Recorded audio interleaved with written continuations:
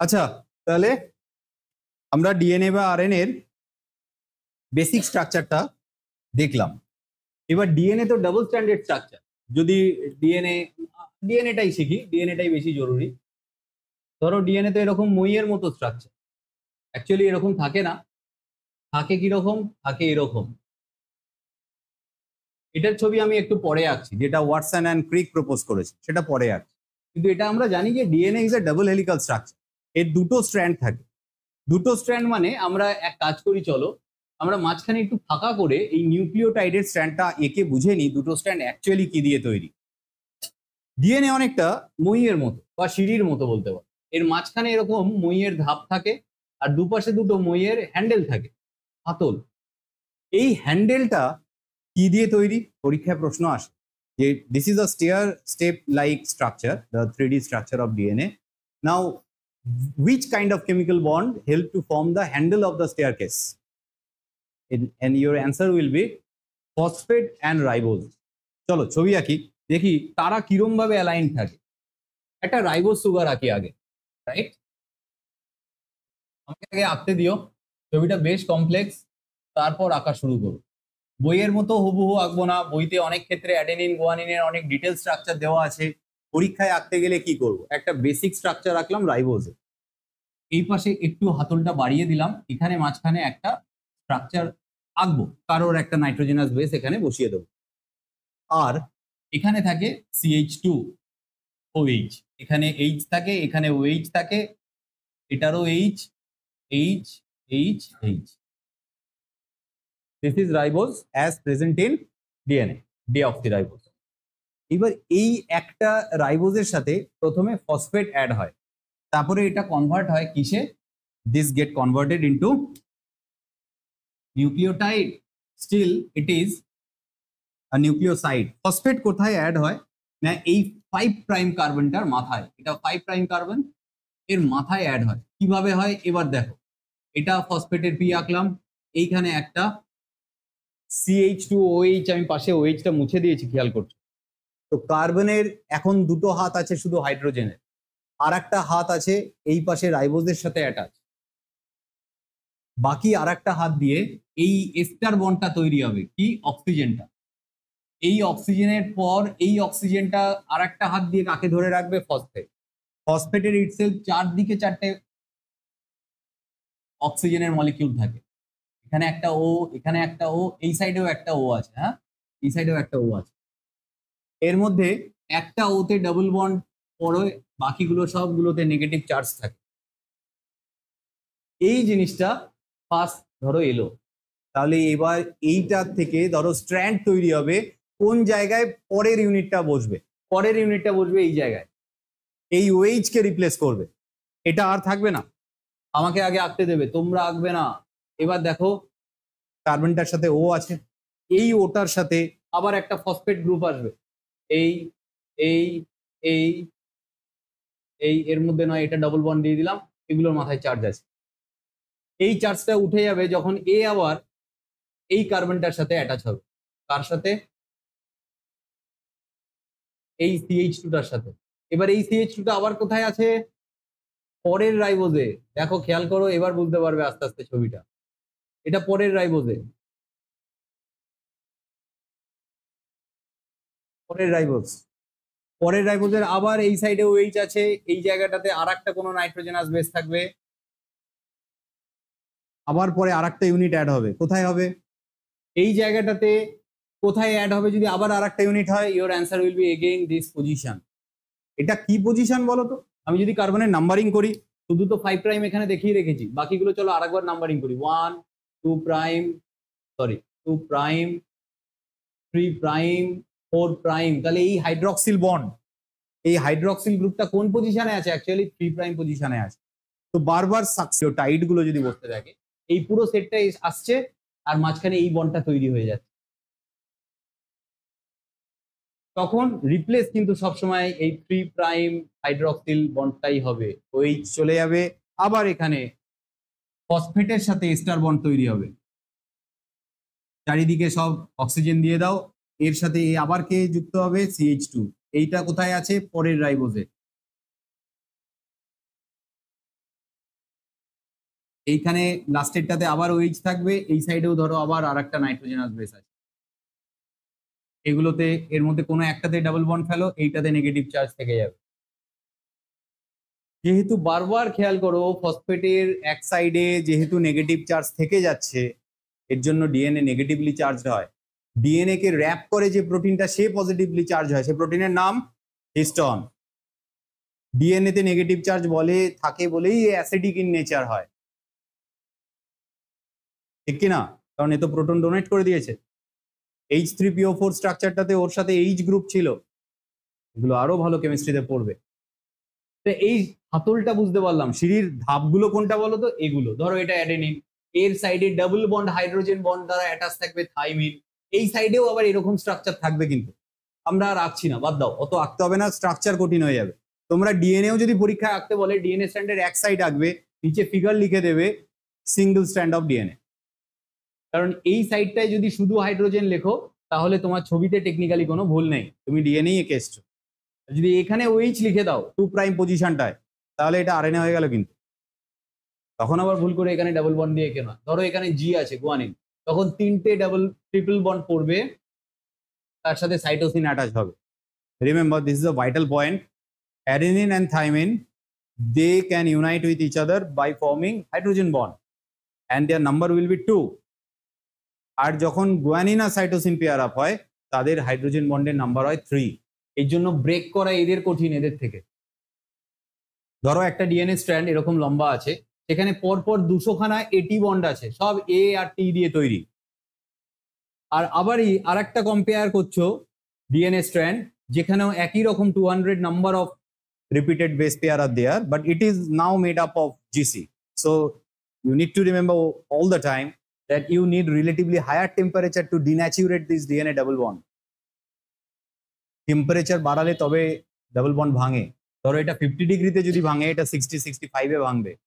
Additional ওই 10-15 degree temperature বেশি লাগলো, কারণ একটা করে বন্ড বেশি আছে এখানে।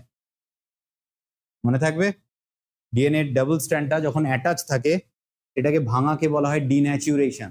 এক সাইড কিন্তু টেকনিক্যালি এঁকে ফেলেছি। চলো এবার বন্ডগুলোর নাম দেখি, কি কি বন্ড আছে। এই বন্ডটার নাম কি বললাম? Hydrogen bond.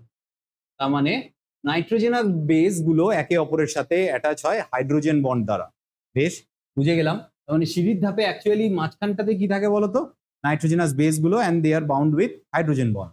এইখানে কি কি বন্ড আছে দেখো, একটা হাইলাইট করে রেখেছি। এই জায়গাটাতে যেটা থাকে, বিশেষ করে এই রিজিয়ানটা খেয়াল করো, এই রিজিয়ান, এই হাইলাইটেড রিজিয়ানের সবটুকু আমি রাখবো না।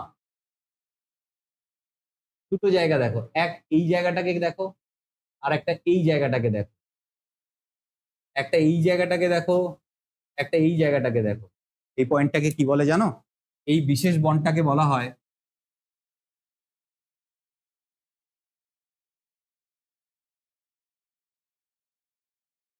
Phosphodiester bond. দুখানা এস্টার আছে, এখানে একটা এখানে একটা, কাকে সারাউন্ড করে আছে? ফসফেট বন্ডটাকেই আছে সারাউন্ড করে। এই ফসফোডাইএস্টার বন্ড মিডলে থাকে। টার্মিনাল ফসফেটটা কিন্তু ফসফোডাইএস্টার বন্ড নেই, এটা একটা এস্টার বন্ড আছে। এই দেখো এইখানে আছে শুধু এস্টার বন্ড, ওর মাথাটা তো ফাঁকা। আর শেষে একদম কি আছে? ওএইচ। এই সাইডে যে ডিএনএ স্ট্র্যান্ডটা এঁকেছি, তার এই সাইডে আছে 5 prime carbon, and phosphate group is attached with that 5 prime carbon, and at the end of that particular strand we will find hydroxyl group, and this time we will refer that it is 3 prime hydroxyl group. So this is 5 prime phosphate P, and this is 3 prime hydroxyl. এই সাইডে যা থাকবে, এই সাইডের যদি স্ট্র্যান্ডটা আমরা আঁকতাম, যেটা আঁকিনি, অনেক কমপ্লেক্স হয়ে যাবে ছবিটা আঁকলে, এর ঠিক উল্টো হতো। এর ঠিক উল্টো হবে, এর এই সাইডে 5 প্রাইম ফসফেট আছে, তো এর সাইডে থাকবে 3 প্রাইম ওএইচ, আর এই দিকটায় 3 প্রাইম ওএইচ আছে, তো এর এন্ডে থাকবে 5 প্রাইম ফসফেট। এইটাকে বলা হয় opposite polarity of DNA. DNA দুটো স্ট্র্যান্ড, চলো এটা রাখি, এটা দুটো স্ট্র্যান্ড এরকম থাকে। এই যে পেনের ক্যাপটা ইমাজিন করো 5 প্রাইম পজিশন, এটা কিন্তু কখনোই এরকম বা এরকম থাকে না, এরকম থাকে, অপোজিট পোলারিটি মেনটেন করে। তো এই সমস্ত ব্লকগুলোরও ওরিয়েন্টেশন চেঞ্জ হয়ে যায়। সেই জন্য দেখো আমি ফাঁকি দিয়ে এটাকে কি সিম্পল বক্সের মধ্যে রেখে দিয়েছি। অ্যাডেনিনের ভুল করেও ওই পারফেক্ট ছবিটা আঁকতে যেও না, এখানে মেলাতে পারবে না ছবি। মুশকিলে পড়ে যাবে। হ্যাঁ, এগুলো প্র্যাকটিসের জন্য কখনো করতে পারো, চাইলে আমাকে দেখাতে পারো, যখন অর্গানিক কেমিস্ট্রি পড়বে তখনও স্যারকে দেখাতে পারো, সেই জায়গাতেও এগুলো আছে, রিপিটেড আছে, সেম জিনিস, অনেক ডিটেলসে পড়বো তখন। এই জিনিস আবার 12-এ আছে। দুটো বন্ডের নাম এসছে এখন অব্দি, হাইড্রোজেন বন্ড আর ফসফোডাইএস্টার বন্ড। আর একটা গুরুত্বপূর্ণ বন্ড আছে, এই বন্ডের নাম হলো এইটা। এই বন্ডটা কি? This is, so how many bonds are there? How many bonds are known to stabilize any DNA structure? 3 bonds. Primarily it is phosphodiester bond, glycosidic bond and hydrogen bond. Now who can tell me how many bonds, such kind of bonds are present in RNA? এই ছবির রেসপেক্টে যদি answer দিতে হয়, now tell me how many or what type of bonds are present in RNA?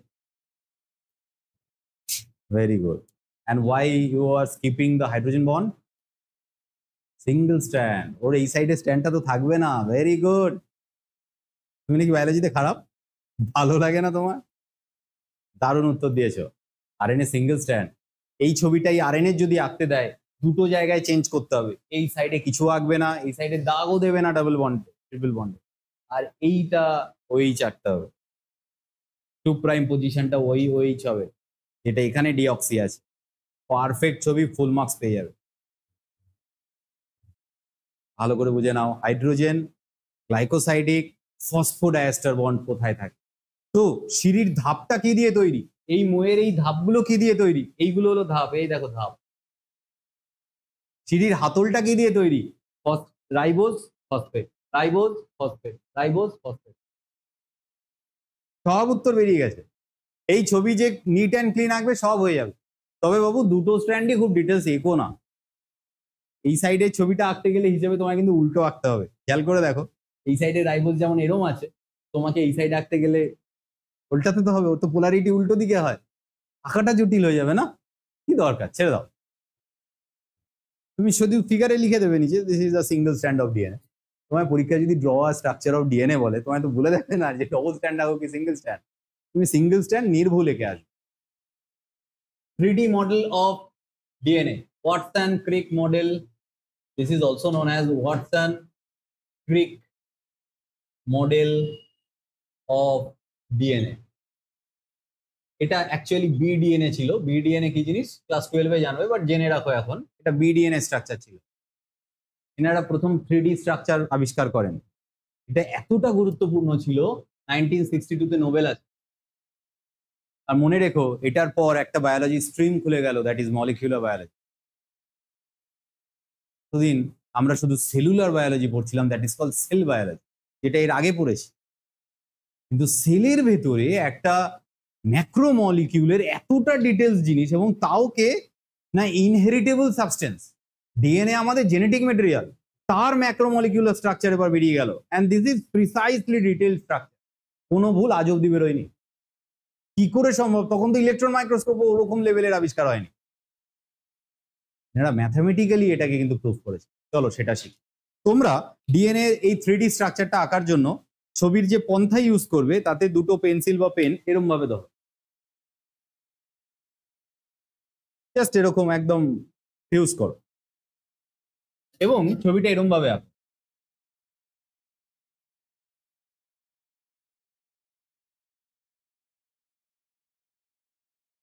এরকম S এর মতো আঁকো, S for Sayan, that's good. এরকম ভাবে আঁকো। কিন্তু আমি এটা আঁকতে পারবো না, কারণ আমি যদি এরকম পদ্ধতিতে আঁকি, এর ডিটেলস দেখালে তোমরা দেখতে পাবে। তো আমাকে হয় এর মাঝে আরো 4-5টা পেন ঢোকাতে হবে, নয় আমাকে সিঙ্গেল স্ট্যান্ড হাতেই আঁকতে হবে।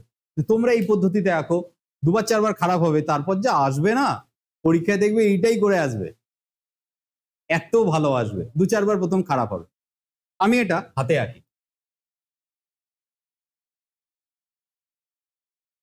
তোমরা এরকম ভাবেই আঁকো যেরকম ভাবে শেখালাম।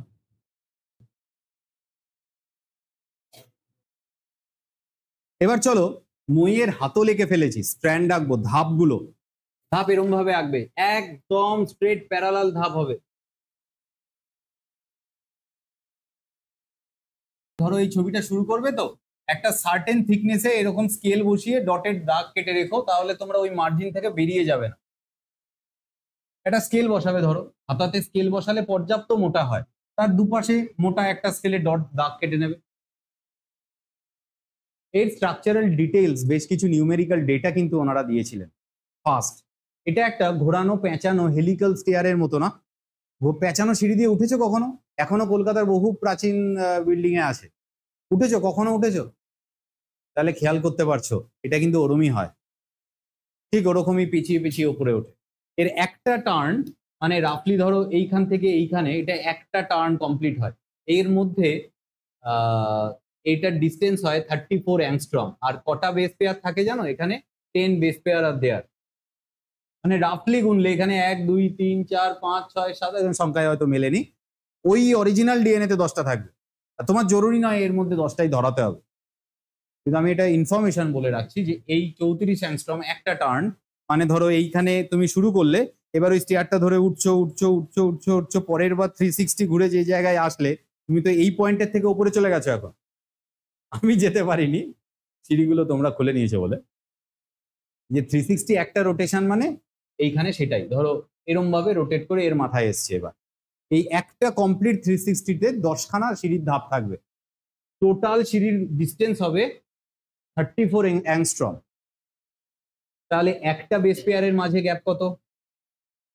3.4 অ্যাংস্ট্রম। এই ইনফরমেশনটা দেয়। ডিএনএ এর সিঁড়ির চওড়াটা টোটাল কত, যার জন্য আমরা বলেছিলাম এই দাগটা এমনিও আঁকতে হবে তোমায়, তুমি ছবি সুন্দর করার জন্য দাও বা পরে দাও, দিতেই হবে এই দাগটা, কারণ এটা থিকনেসটাকে ডিনোট করছে। This is 20 angstrom.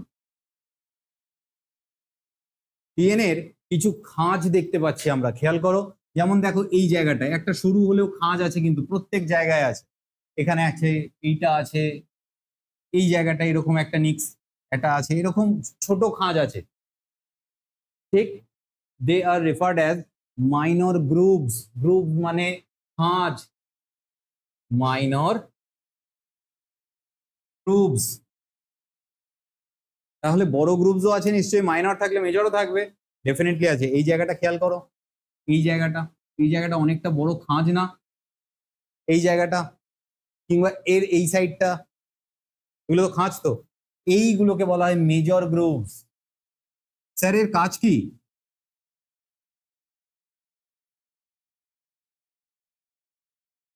ডিএনএ এর উপর যখন কোনো স্পেসিফিক প্রোটিন বা এনজাইম বসে কাজ করে কিছু, সেটা ডিএনএ রেপ্লিকেশন হোক, ট্রান্সক্রিপশন হোক, ট্রান্সলেশন হোক, যাই হোক, তখন সে ডিএনএ এর কোনো অংশকে চেনে মূলত এই জায়গাগুলোকে স্ক্যান করে। খুব গুরুত্বপূর্ণ জিনিস এটা, এটা আমি তুমি বুঝবো না, ওই এনজাইম প্রোটিন গুলো বোঝে। তো এদেরকে মাইনর গ্রুভস, মেজর গ্রুভস এই নামে ডাকা হয়। তো আরেকবার রাফলি বলে দিই,